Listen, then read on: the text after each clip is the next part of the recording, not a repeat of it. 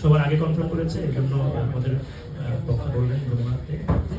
পাশাপাশি star cineplex সহ দেশের মেজরিটি সিনেপ্লেক্স আমরা কনফার্ম করেছি অলরেডি।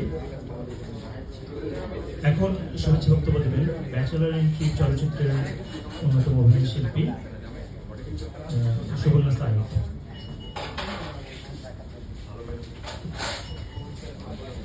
সবাইকে আসসালামু আলাইকুম। আমি সুবর্ণা সাহিদ।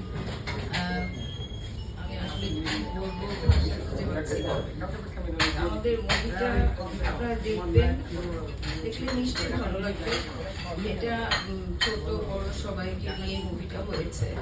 একটা ভালো গল্প, আমরা একটা চেষ্টা করেছি একটা ভালো কিছু আনার জন্য। তো দেখবেন কেমন লাগে আপনারা বলবেন।